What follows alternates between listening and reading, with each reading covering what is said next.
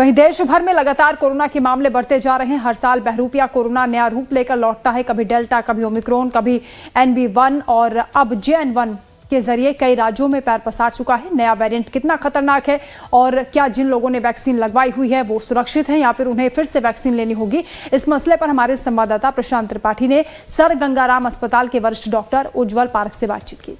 सुने उन्होंने क्या कुछ कहा। पैर पसार रहा है, नए नए रूप दिखा रहा है, लेकिन इस समय जो विकराल रूप कोरोना का है वो JN1 का है।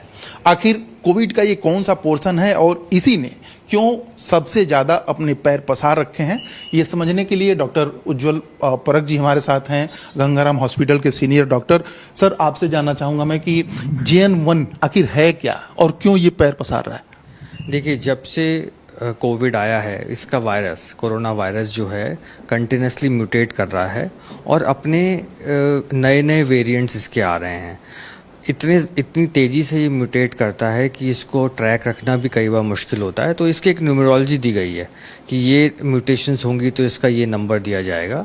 तो प्रेजेंटली जो कॉमन स्ट्रेन चल रहा है वो ओमिक्रॉन है। ओरिजिनल ओमिक्रॉन तो अब रहा नहीं, उसकी भी फर्दर सब स्ट्रेन्स आ गई हैं, जैसे ये LN1।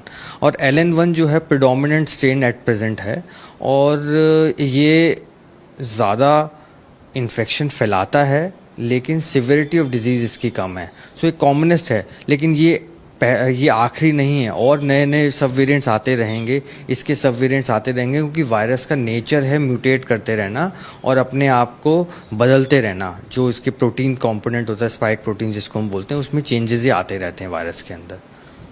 सर, चूंकि इसके पहले देखा गया था कि चूंकि 5 साल से लगातार ही है, इस साल की बात करते हैं तो 1000 से ऊपर जो है पेशेंट जा चुके हैं।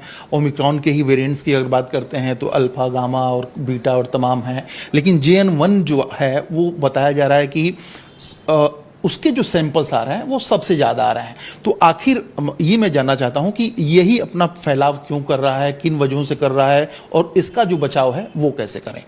देखिए, ऐसा है कि जो म्यूटेशंस होती हैं, पुरानी म्यूटेशंस हैं, उनके अगेंस्ट में जो जनता है, हर्ड इम्यूनिटी जिसको हम बोलते हैं, वो आ जाती है, इम्यूनिटी आ जाती है।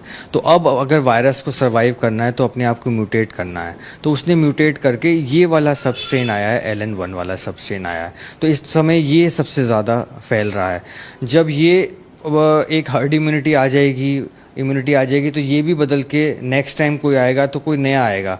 जैसे आपने अल्फ़ा, बीटा, गामा ये नाम ऐसे बोले, तो ऐसे वायरसेस के नए नए स्ट्रेन्स आते रहेंगे। एट प्रेजेंट इसके अगेंस्ट ये है, क्योंकि इसके अगेंस्ट में अभी हमारे पास फुल इम्यूनिटी नहीं है। एक बार इसके अगेंस्ट में इम्यूनिटी आ जाएगी तो ये एक लेस इंपॉर्टेंट बन जाएगा और कोई नया स्ट्रेन आ जाएगा। Thank you so much sir, हमसे बात करने के लिए।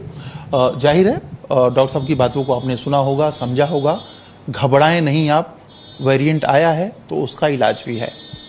कैमरामैन भरत रावत के साथ मैं प्रशांत त्रिपाठी, लाइव टाइम्स, दिल्ली।